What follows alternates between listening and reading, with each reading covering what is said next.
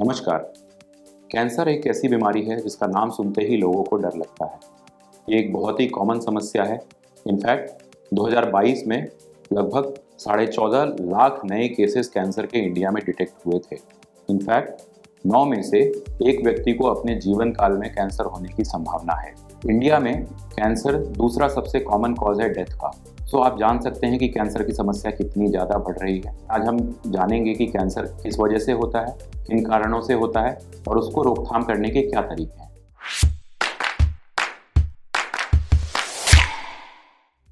नमस्कार, मेरा नाम डॉक्टर अभिषेक राज है और मैं कंसल्टेंट मेडिकल ऑन्कोलॉजिस्ट हूँ। तो आइए जानते हैं कैंसर किन वजह से होता है। कैंसर होने के दो प्रमुख कारण हैं, इंटरनल फैक्टर, एक्सटर्नल फैक्टर।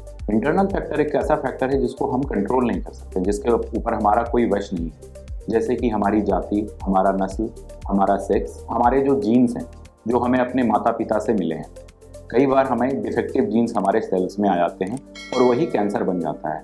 तो सारे कैंसर्स में से 10% ऐसे कैंसर हैं जिसको कि हम जेनेटिक फैक्टर से लिंक कर सकते हैं, जैसे कि ब्रेस्ट कैंसर, ओवेरियन कैंसर, बड़ी आंत का कैंसर जिसको कि हम कोलन कैंसर भी कहते हैं, बच्चों में होने वाले कैंसर जैसे कि रेटिनोब्लास्टोमा, वो भी जेनेटिक फैक्टर्स से लिंक्ड होता है। आइए अब हम बात करेंगे एक्सटर्नल फैक्टर्स के बारे में जिससे कि कैंसर होता है। उसमें सबसे कॉमन है लाइफस्टाइल रिलेटेड फैक्टर्स। लाइफस्टाइल है जो हमारी ज़िंदगी है, हमारी जो जीवन शैली है, उसमें टोबैको एंड रिलेटेड प्रोडक्ट्स का सेवन, जैसे कि सिगरेट, बीड़ी या सिगार की स्मोकिंग, खैनी का उपयोग, पान का उपयोग, चूने कत्थे का उपयोग, इससे बहुत सारे कैंसर होते हैं, जैसे कि मुंह का कैंसर हो सकता है, फेफड़े का कैंसर हो सकता है, फूड पाइप इसोफेगस का कैंसर हो सकता है, पेट का कैंसर हो सकता है, पेट की एक ग्रंथि होती है पैनक्रियाज, उसका कैंसर होता है, किडनी का कैंसर होता है। इनफैक्ट कुछ ब्लड कैंसर्स भी जो होते हैं वो टोबैको रिलेटेड होते हैं। इनफैक्ट इंडिया में 27% of all cancers are caused by tobacco. तो आप जान सकते हैं कि इसका कितना बड़ा बर्डन है। इंडिया में होने वाले जितने भी कैंसर्स हैं उसमें से 50% प्रिवेंटेबल है।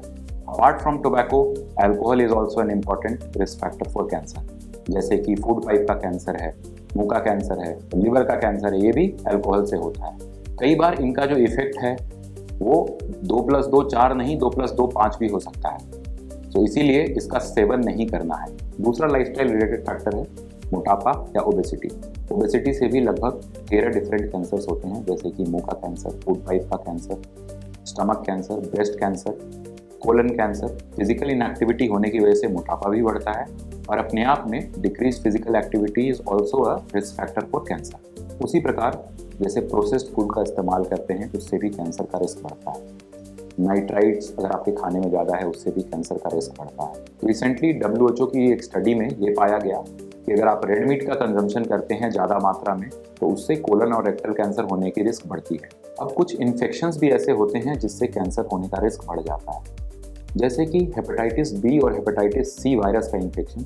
जनरली इन वायरस के इन्फेक्शन से लिवर में डैमेज होता है जिसको सिरोसिस भी कहते हैं, बट कुछ केसेस में आगे चल के ये कैंसर में भी तब्दील हो सकता है, जिसको हम कहते हैं हेपेटोसेलुलर कार्सिनोमा या HCC। उसी तरह एक और वायरस है जिसको हम कहते हैं ह्यूमन पेपिलोमा वायरस HPV।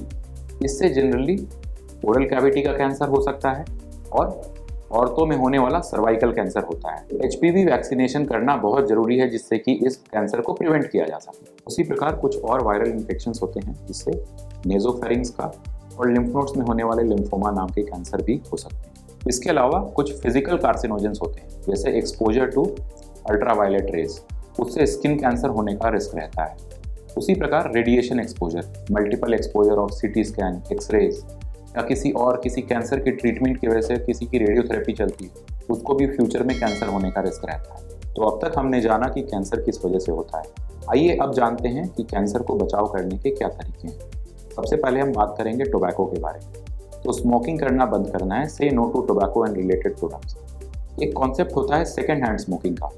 अगर आप स्मोकिंग करते हैं तो आपको तो नुकसान होता ही है, जो आपके आसपास वाले लोग होते हैं जो उस धुएं का सेवन करते हैं उसको हम कहते हैं सेकेंड हैंड स्मोकिंग, उनको भी नुकसान होता है। तो अगर आप स्मोकिंग करना बंद करेंगे तो आपका भी फ़ायदा होगा और आपके आसपास वालों का भी फ़ायदा होगा। कहना बड़ा आसान है कि टोबैको छोड़ दो और स्मोकिंग छोड़ दो, बट हमें उसकी लत पड़ चुकी होती है, आदत पड़ चुकी होती है। तो आपको जब भी अगर इसको छोड़ना हो तो एक प्रोफेशनल की हेल्प लीजिए, डॉक्टर्स की हेल्प लीजिए। दवाइयाँ हैं, थेरेपीज़ हैं जिससे कि आपको इसको छोड़ने में मदद मिलेगी। अब हम बात करेंगे ओबेसिटी और फिजिकल एक्टिविटी के बारे में। मोटापा कम करना है। मोटापा कैसे कम किया जा सकता है? या तो फिजिकल एक्टिविटी करके या अपने खान पान में बदलाव करके। तो आप स्मॉल फ्रीक्वेंट मील्स लीजिए, अपनी कैलोरीज का ध्यान रखिए, प्रोसेस्ड फूड मत लीजिए, सॉल्टेड क्यूरेटेड फूड मत लीजिए, इसमें हानिकारक पदार्थ होते हैं जिससे कैंसर होने का रिस्क बढ़ता है। उसी प्रकार आपको फल फूल का सेवन और ग्रीन वेजिटेबल्स का सेवन ज़्यादा करना चाहिए, स्मॉल फ्रीक्वेंट मील्स लेने चाहिए, ऐसे डाइट लेने चाहिए जिसमें एंटीऑक्सीडेंट्स ज़्यादा हों। एक्सेस सनलाइट को अवॉइड करना है। अननेसेसरी इन्वेस्टिगेशन जैसे कि एक्सरे सीटी स्कैन को अवॉइड करना है, क्योंकि उससे भी कैंसर का रिस्क बढ़ता है। आशा करता हूँ इस वीडियो से आपको कैंसर के बारे में इंपॉर्टेंट जानकारी मिली होगी, और ऐसी ही और महत्वपूर्ण जानकारी के लिए हमारे टाटा 1mg के चैनल से जुड़े रहें।